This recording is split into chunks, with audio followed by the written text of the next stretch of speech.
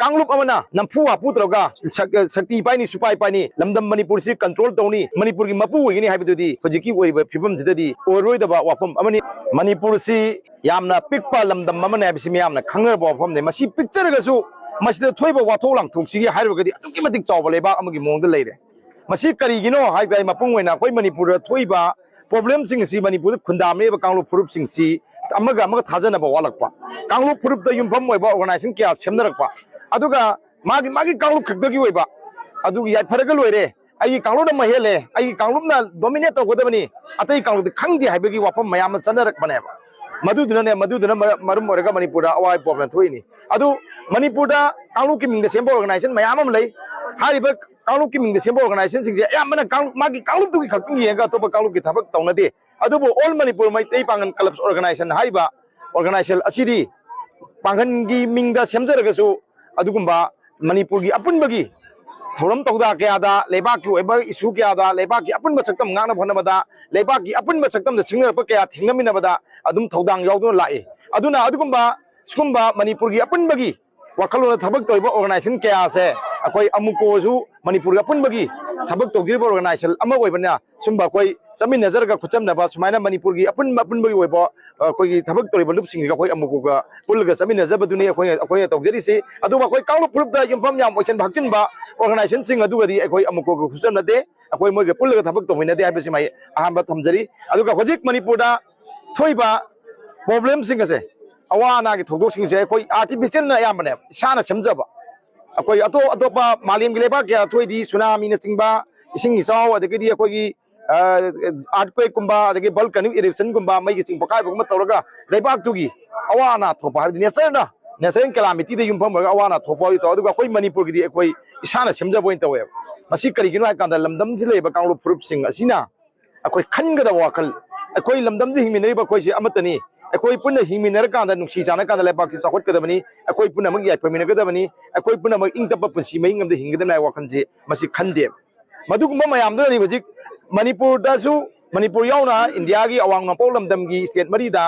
अकोई delimitation तौनबा अकोई मार्च की तांग 19 दा supreme court ना अकोई की भारत सरकार दा अकोई वाफम अमा थमकपा मदुगी मतुंगना था होंगी मनंगदा डिलिमिटेशन तौनी तौगदबनी हाय कांदा मणिपुर की मियाम ने यानिंगदिसे करिगिनो हाय मतमदा हानना डिलिमिटेशन सिगदिगी खोदोंग जाबा लौनबा लुमकपा कांबू मलेरकपा मरमदी डिलिमिटेशन हाइबसी लेरिबा मिगी मिसिंग दो होलगा पार्लियामेंटरी अमदी अकोई की असेंबली की सीट सी सेमकदोइनेबा औतदी मज पॉलिटिकल पावर फंगना माई काउंटना पॉलिटिकल पावर फंगनाबा मी मयाम हप्तनबा सेदा हप्तनलगा माई तौरगा सेमकपा हानना सेंसस हाइबसिदा मदु हाना तौथनगरेबा मिकोक थीबा लापा मतंदा गवर्नमेंट की लाइबा ऑफिशियल सिंग अदु थमोय सेंगना खुल खुंदा युम द चललगा अकोई मिसिंग मिकोक थियनबगी मोता कनागुंबा कांगलुप फुरुप द युमफम ओइबा अदुगुंबा ऑर्गेनाइजेशन नत्रगा खुलाई पाइबा कांबु सिंग अदुना हारिबा गवर्नमेंट ऑफिशियल सिंग अदो मफम अमा टेबल अंदा फमगा सुमाई यु सुमाई तो गोदमनी सुमाई पांजलो हाइबा तौगिबदुना याम अंगकपा मोंगदा मालेम की मियाम न ताबदा उबदा ngakado amongda bising hekpa mafum kayam yawre ado how madu akoina mai asoi mayam le han ga una yetana madu sumthona haiduna su laibni karamba mongda kayam soigi haibasi chahi amada mama amana angang ahum mari pokpagi thakta mising hekpa mafum yam yawri si oiroi da ba malem gi mafum amada da oiroi da ba atung da ju oiroi da mamang su oigi da thokok se si manipur thoye ba kari ginu akanda kadumba kaulu furup da interest leiba magi kaulu tuna dominant oiba community oina ba honakpa masagi asengba de leitaba adumba kaulu kya khoinak paleba ada nakal amarom dana adumba khoi yumlo nariba leba khingdagi mising mayam am changlaga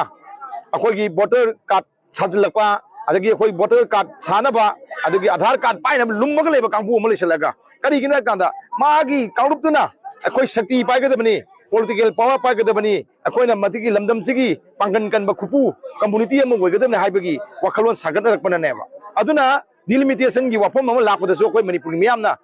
यारोय हाइसि अदुम फजगबा delimitation की वखलोन मदु spirit एदो Manipur ओइरोय हाइसि कैंगा गंदा हाना census अरानबा मयाम दैग्रे अदु delimitation तौगदबा लेतागदी अफबा census फजना मिकोक थीदना फजना कोई मपालमदिन कना कना संगई हौजिक लेबा border दा चलिबा missing असि कदाय फोक Chumna border चनगिबनो आधार पाइगिबनो हाइबा मागी एंटीसीडेंट्स पास हिस्ट्री मयाम द इगिदना मफम जिगी मा बोर्डर चनबा याबा मीरा मफम जिदा मा आधार कार्ड पाइबा याबरा हाइबे चिंग फजना खंतोगा नेशनल रजिस्टार ऑफ सिटीजन से मसीजु पदना तौरकांदा खंदोक याब खंदोक कोई तसेंग लमदम सिगी मीदो मदु ओइफम दोगो मी सिंगदुदा मसिंग थिरगा मद सेंसस तौरगा मद युमफम ओरगा डिलिमिटेशन तौगदबनी मदु नत्रे बाउदी डिलिमिटेशन तौबो यारोय हाइबसी अमुको गिजु पेरेप लेजरिबा अन मणिपुर मियाम से लाउरिसि मसिगिनेबा मसी अदुना कोई लमदम जिदा हिमिनरिबा कांगलो खुदिमक्सी अकोई मतुंग तारकदा हेने नुसिनबा पुरक्सी हारगदी कल्चरल प्रोग्राम सिदा अमगा अमगी एक्सचेंज तौनबा अमगी थोगदो वाथो अवानादा हंगनबा अदुगुंबा अमगी लेतलायदा अमना मतें पांगनबा आईगी कांगलुपना महिल हाइबा वखन थादुंग नरकांदा कोई कांगलुप कोनेमक नुक्सी चानने हिमिनगदबनी कोई अमतनी हाइबा वखलोनसे खनमिनरकांदा कोई लमदमदिदा याम नुक्सी चानबा इंगतबा फिबम पड़कनी मदु नत्रगदी कांगलुप अमना नमफु आपुत्रगा शक्ति पाइनी सुपाई पाइनी लमदम मणिपुर से कंट्रोल तौनी मणिपुर की मपू होइनी हाइबदुदी हजिकी ओइबा फिबम जिददी ओरोइदबा वाफम अमनी अदुना मदुगी वाखलोन पुनमक थादोक बियु हाइबसी कांगलुप फुरुपता युमफम ओरगा थबक तौरिबा लान हौरिबा अदुगुंबा फत्तल थौरांग कया तौरिबा कांगबु पुनिंगमुता खोइ मसी अमुकोगी माइकैदिगी अपील तौजरी।